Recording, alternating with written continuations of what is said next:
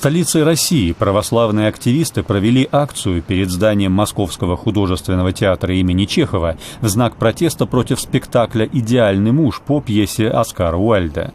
Участники акции принесли ко входу в театр отрубленную свиную голову и призвали руководителя театра убрать спектакль из его репертуара. По словам активистов, такая постановка одной из самых известных пьес английского писателя оскорбляет их религиозные чувства.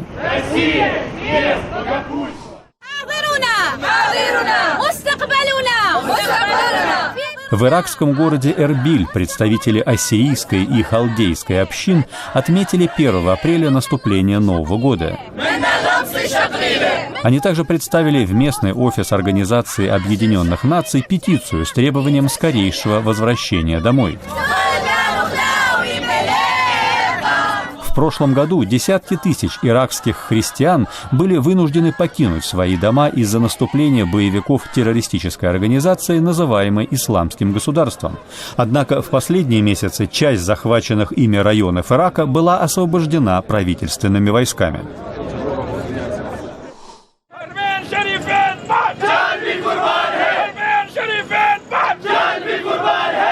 В городе Пешавар на северо-западе Пакистана религиозные организации провели акции в поддержку возглавляемых Саудовской Аравией воздушных ударов в Йемене по позициям боевиков-хуситов. Участники акции призвали также правительство страны направить в Йемен воинские подразделения для участия в наземной операции. Пакистан заявляет, что рассматривает запрос Саудовской Аравии на его участие в такой операции.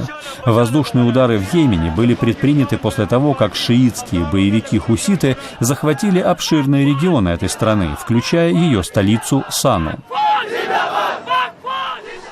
Из города Банну на севере Пакистана десятки семей вынужденных переселенцев начали возвращение в свои дома в регионе Северный Вазиристан.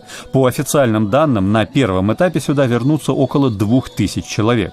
В целом, более 1 миллиона местных жителей были вынуждены покинуть родные места с тех пор, как правительственные войска в июле прошлого года начали в этих регионах операцию против боевиков-талибов. В Душанбе президент Таджикистана Эмомали Рахмонов принял председателя Организации по безопасности и сотрудничеству в Европе, министра иностранных дел Сербии Ивицу Дачича. Переговоры состоялись спустя месяц после очередных парламентских выборов в Таджикистане, которые вызвали острую критику со стороны ОБСЕ. В докладе организации отмечалось в частности, что на этих выборах не были обеспечены равные права для кандидатов, а также фиксировались многочисленные нарушения, включая голосование одним избирателем в разных округах или вброс бюллетеней.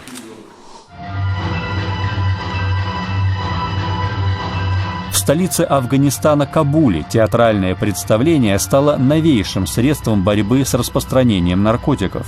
Новый спектакль нацелен на молодых людей, стремящихся избавиться от наркозависимости.